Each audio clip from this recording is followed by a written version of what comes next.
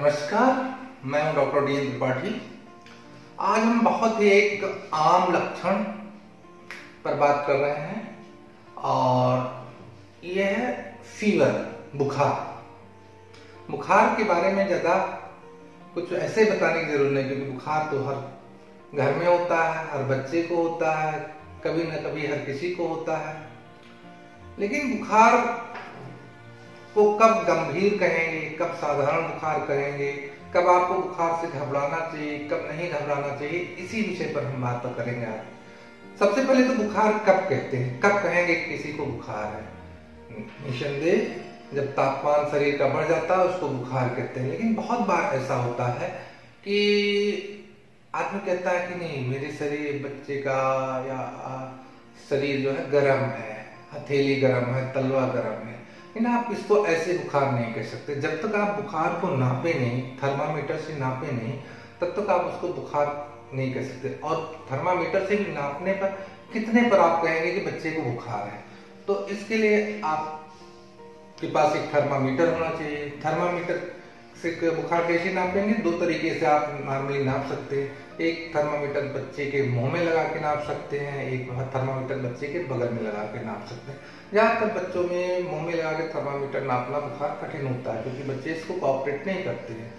लेकिन आप थर्मामीटर को आप बगल में लगाइए, एक जिला में आप बगल में लगाइए, पूरे 3 मिनट के लिए थर्मामीटर को लगाइए और 3 मिनट लगाने के बाद फिर थर्मामीटर निकाल के उसका टेम्परेचर देखिए।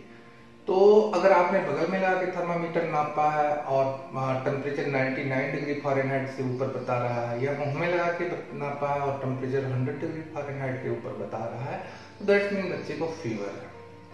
अब फीवर होता क्यों है? फीवर नॉर्मली क्या है कि हमारा शरीर जो है कि काम करने के लिए, नॉर्मली काम करने के लिए, हमारे शरीर के अंदर जो एंजाइम्स हैं उनके नॉर्मली काम करने के लिए टेम्परेचर का एक निश्चित टेम्परेचर होना जरूरी होता है। नॉर्मली हमारा टेम्परेचर 98.6 के आसपास होता है। ये सुबह से शाम तक थोड़ा वेरी भी करता रहता है, अप डाउन होता रहता है। इस टेम्परेचर को बनाए रखने के लिए, रेगुलेट करने के लिए हमारे मस्तिष्क के अंदर एक जगह होती है हाइपोथैलेमस। हाइपोथैलेमस में एक टेम्परेचर सेंटर होता है, थर्मोस्टेटिक सेंटर होता है, जो इसको रेगुलेट रखता है। तो हमें बुखार आता क्यों है, टेम्परेचर हमारा बढ़ता क्यों है? नॉर्मली क्या होता है, ज्यादातर इन्फेक्शन या इन्फ्लामेशन में जब कोई इन्फेक्शन हमारे शरीर में प्रवेश करता है, तो जो हमारे शरीर के अंदर श्वेत रक्त कणिकाएं, माइक्रोफेजेज होती हैं, वो उन इन्फेक्शन या जीवाणुओं या वायरस के संपर्क में आने के बाद एक इंटरल्यूकिन नाम का रसायन निकालती है। ये इंटरल्यूकिन जाकर हाइपोथैलेमस में, जो हमारा थर्मोस्टेटिक सेंटर होता है, उसको हाई रेज कर देती है, उसको बढ़ा देती है, जिसकी वजह से हमारा टेम्परेचर बढ़ना शुरू हो जाता है। टेम्परेचर बढ़ने के बहुत सारे फायदे हैं बॉडी के लिए, वो एक तरह से बेनिफिशियल है, क्योंकि जब हमारे शरीर का टेम्परेचर बढ़ता है तो उसकी वजह से जो वायरस या बैक्टीरिया शरीर में उनका मल्टीप्लिकेशन कम होता है। तो एक तरह से हम कह सकते हैं कि फीवर हमारे लिए फ्रेंड है। ये जो है हमारे इम्यूनिटी को दर्शाता है और हमारे ये दर्शाता है कि हमारी बॉडी, हमारा शरीर उस इन्फेक्शन से लड़ रहा है। तो इसलिए फीवर को बहुत ज्यादा ऐसी एंजाइटी से नहीं लेना चाहिए। हाँ, लेकिन फीवर हुआ क्यों, दैट इज द प्रॉब्लम। तो मोस्टली फीवर क्या है, ज्यादातर बच्चों में स्पेशली इन्फेक्शन की वजह से बुखार होता है। अब इन्फेक्शन भी कई तरीके के होते हैं। इन्फेक्शन आपका वायरस हो सकता है, इन्फेक्शन आपका बैक्टीरिया हो सकता है, इन्फेक्शन आपका प्रोटोजोआ हो सकता है। अब वायरस में भी बहुत सारे वायरसेस हैं, बैक्टीरिया में भी बहुत सारे बैक्टीरिया है, प्रोटोजोआ है, प्रोटोजोआ में तो स्पेशल मलेरिया है। तो नॉर्मल, लेकिन सब बच्चों में सबसे कॉमन बुखार क्या है? सबसे कॉमन बुखार है वायरल फीवर। अच्छा, ये तो कोई भी इन्फेक्टिव कॉज, इसके अलावा कुछ नॉन इन्फेक्टिव कॉजेज होते हैं, जैसे कनेक्टिव टिश्यू डिसऑर्डर हो गई, सेली बीमारी हो गई, रूमेटॉइड आर्थराइटिस हो गई, कावासाकी डिजीज हो गई, या इम्यून सिस्टम डिसऑर्डर हो गया। इन सब की वजह से भी बुखार आता है। गर्मियों में कभी कभी हाई टेम्परेचर की वजह से जो है, हीट स्ट्रोक की वजह से भी फीवर, बहुत हाई फीवर आ जाता है। तो नॉर्मली जो बुखार होता है वो आपका 101 to 105 के बीच में फ्लक्चुएट करता है, और इतना टेम्परेचर ऐसा बॉडी को बहुत ज़्यादा नुकसान नहीं पहुंचा। लेकिन हाँ, हीट स्ट्रोक वगैरह में 107 के ऊपर बुखार अगर पहुंच जाता है तो ये फीवर डायरेक्ट ब्रेन को डैमेज करने लगता है, सेल्स को डैमेज करने लगता है, तो वो बहुत खतरनाक स्थिति होती है। उसमें तुरंत टेम्परेचर को डाउन करना जरूरी होता है। नहीं, नॉर्मली क्या होता है कि अगर बच्चे को 100 to 105 के अंदर फीवर है तो आप नंबर्स पर मत जाइए कितनी डिग्री फीवर है, आप बच्चे को ऐसा वॉच करिए कि बच्चा कंफर्टेबल है कि नहीं। अगर बच्चे को मान लिया 102 डिग्री फीवर है और बच्चा ठीक से खेल रहा है, बच्चा ठीक से दूध पी रहा है, पानी पी रहा है, स्माइलिंग है, तो परेशान होने की जरूरत नहीं। ये बुखार ज़्यादातर 3 दिन के अंदर ठीक हो जाएगा, ये वायरल फीवर है। लेकिन कुछ चीज़ें ऐसी होती हैं जिनको हम कहते हैं डेंजर साइन इन फीवर, खतरनाक लक्षण। बुखार के दौरान ये खतरनाक 7 लक्षण, अगर ये 7 खतरनाक लक्षण दिखाई देते हैं तो हमें सोचना चाहिए कि कुछ गड़बड़ है, कुछ ज़्यादा गड़बड़ है, हमें तुरंत डॉक्टरी हेल्प की ज़रूरत है। क्या क्या है ये 7 लक्षण, क्या क्या है? अगर सपोज करिए बुखार के दौरान बच्चा सब कुछ खाना पीना बंद कर दे, या दूध पीना बंद कर दे, पानी पीना बंद कर दे, या जो पीता है उसको बार बार वॉमिट कर दे, और बच्चे को डिहाइड्रेशन के लक्षण दिखाई देने लगे, जैसे बच्चे का पेशाब होना कम हो जाए, बच्चे का मुंह सूखने लगे, तो ऐसी स्थिति में आपको डॉक्टर को दिखाना जरूरी हो जाता है। दूसरा लक्षण है सीजर, झटके आना। बुखार हुआ, बहुत सारे बच्चों में ऐसा होता है कि बुखार आने पर झटके आने लगते हैं।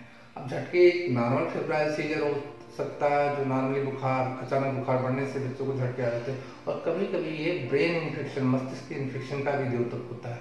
तो ऐसी स्थिति में आपको ये दैट इज इमरजेंसी, आपको जो है डॉक्टरी सलाह लेने की आवश्यकता है। तीसरा चीज रैसेस, अगर लाल लाल दाने पड़ रहे हैं। अब लाल दाने, बहुत सारे बुखार होते हैं जिनमें शरीर के ना पर लाल दाने पड़ जाते हैं, लाइक जैसे आपका मिर्च खसरे का बुखार हो गया, आपका डेंगू का बुखार हो गया।